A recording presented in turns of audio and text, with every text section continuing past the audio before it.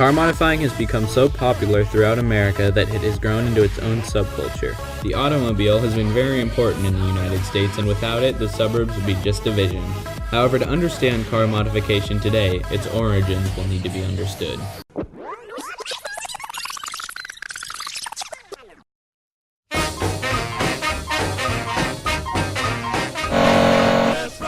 This is a hot rod. Let's rock 'em and roll. Let's rock 'em and roll. And so are these, all of them, waiting their turn to participate in official time trials at El Mirage Dry Lakes in California. Every kind of car and every type of motor appears here, representing many man-hours and hard-earned dollars. You see a lot more of this in the late 40s, 50s, and 60s. You don't see a lot of true customizing in terms of the appearance of cars, at least not at the owner level. A great share of the latest improvements in modern high-compression automobiles were developed right here on this hot rod strip. These men are officials of the Southern California Timing Association. They are pioneers in the field of hot rod racing. They have helped to overcome a public distaste for the words hot rod, and have served as an example to their younger members who are made to realize that their cars should be built for safety as well as speed.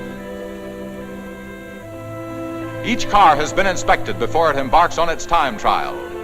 The desire for perfection has created a sport that is educational as well as exciting to both participants and spectators. This is legal hot rod racing. There is no speed limit here. The idea is to go as fast as you can against a common opponent, the clock.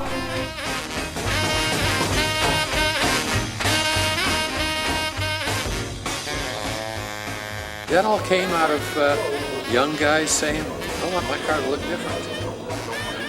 And they would lower it, maybe they'd lower the front and raise the back, lower the back, raise the front, lower the whole thing, paint it weird colors, remove the chrome, chop the top, make the top flatter, all kinds of stuff. It's an art form. Don't sit there worrying about the blues. All you got to do is get rhythm in your shoes. Let's rock 'em and roll.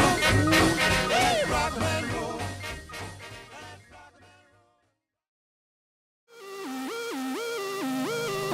These days it's so broad. I guess car culture itself and car modification people have pretty much subdivided themselves into individual groups, whereas in the past, early 2000s or even in the 90s, everyone was considered a part of one whole group. Like, hey, we are the guys that do car modifications. Now, you have people that are kind of trying to segregate themselves from the idea of car modification as a general term. So you have guys that are just guys that go to show. I only go to car shows. I only do aesthetic modifications. Don't really care about the engine that much. Don't care about how fast I can go. There's people that are specific groups liking a particular brand. You have your Subaru enthusiasts, you have your Mitsubishi enthusiasts, your Honda enthusiasts. All these groups were part of a collective at one point, and now people, with the rise of the internet and social media and groups that you can join, people have kind of tried to narrow themselves down to a specific kind of car enthusiast. Today, all kinds of people modify their cars. Some like to modify their cars for looks, while others like to modify them for performance and improving gas mileage. Car modification is an art form and an outlet for many individuals.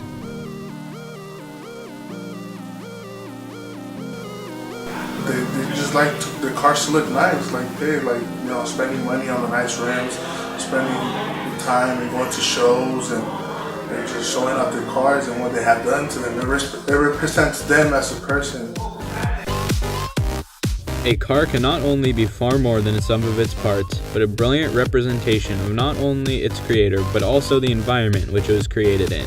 It's the process of creation and final product that drives the culture. The technique and creativity involved in car modification is an art form of its own. Tried to adapt as many of the stock instruments as I could. Unfortunately, the gas gauge was not adaptable. Well, it might have been adaptable, but I didn't want to figure out the resistances and how to wire it, so I just went to Harbor Freight, got a $7 multimeter, and hooked it in ohm style, and that's hot rodding right there. You go to Michael's, you get some glow paint and a little brush. You go to Harbor Freight, you get some cheap multimeter. It's full, the gas gauge is full, or at 0, and it just gets higher in the numbers, and it fuel starves on left turns at about 70 ohms. I decided that I needed something insane, you know, something that would try to kill me at any opportunity. You know, life wasn't exciting enough. Anyway, so I decided it needed a V8 and something that I could really have fun in the canyons with. But as soon as any two people, as I mentioned last time, any two people with cars came together, they wanted to race. People associate cars that have been modified with street racing, a large problem that has plagued the streets of the world. Street racing is a form of illegal racing and takes place on public roads. It is most widely seen in places with few to no sanctioned racetracks. Not only does street racing put the racers at risk, but also innocent pedestrians. Well, you know, street racing is very dangerous because it leads to vehicle crashes, which, you know, could end up in either death or serious injuries, and not just to the driver, but, you know, if you got passengers with you, you know, if you're doing the street racing, there's people watching and you lose control, you can, you know, hit the people that are, you know, watching the street races. You know, just innocent bystanders, innocent drivers on the road. You know, you can hurt them or kill them. Now police are identifying the victim who was killed when his car slammed into a utility pole late last night. And eyewitnesses say the crash was the result of street racing. A father of 3 killed in a high-speed crash. Police say the victim was an innocent bystander, and one of those speeding drivers is still on the run. On to another developing story tonight. An alleged street race on I-20 ends with a terrible crash and 2 people dead. One of them, a baby, just 7 months old. And tonight, police say that baby's mother was one of those doing the racing. You know, it looks fun and exciting, and it's, you know, like the movie, The Fast and the Furious. But I mean, that's Hollywood. You know, it's controlled. They're filmed. They have stunt drivers. It's not real life. You know, in real life, it could end in a disaster.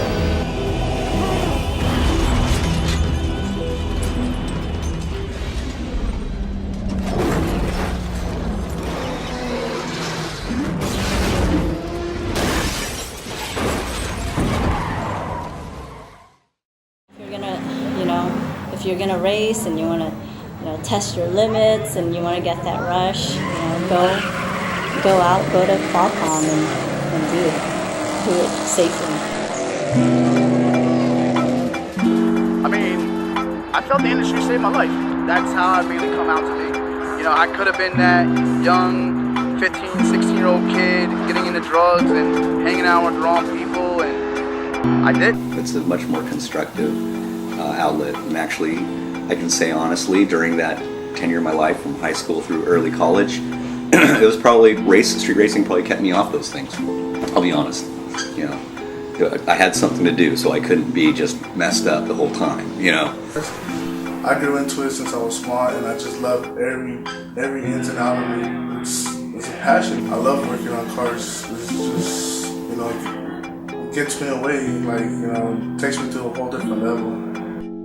Modified cars have become a worldwide sensation, with multiple cultures and ethnicities joining together to form one subculture.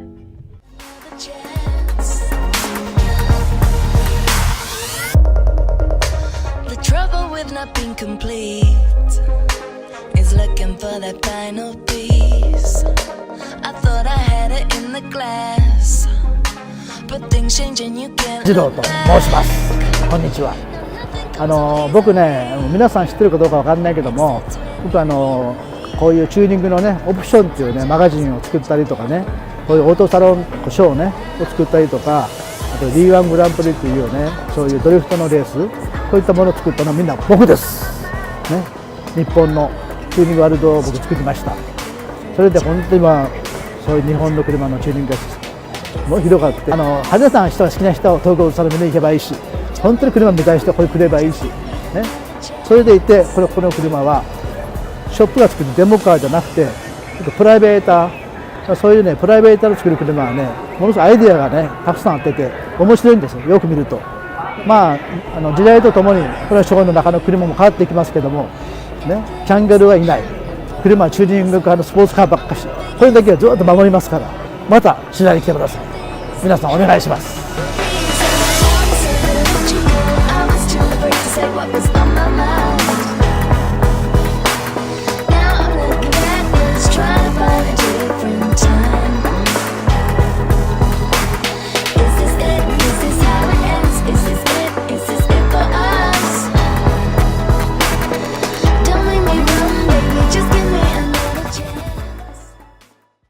The car modification subculture thrives as the community grows.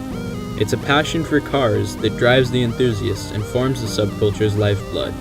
Even with the negative image that the media portrays, the love for automotive aesthetics and sport will not die as the community strengthens. The freedom of car modification is the ultimate goal, and every day the battle against negative image portrayal rages on.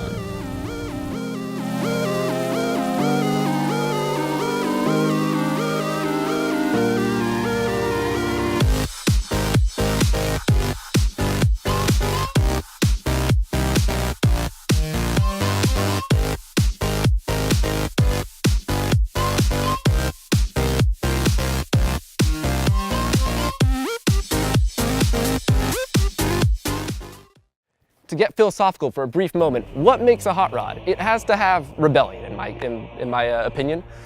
And so there we have an offensive statement. And we also have free candy, which is, the cops don't like that one very much. And we also have Pedo Bear and a troll face. Basically, I didn't think it was making people angry enough. You know, you gotta troll on people with your car sometimes. And I think this has done a superb job now that I have jokes all over.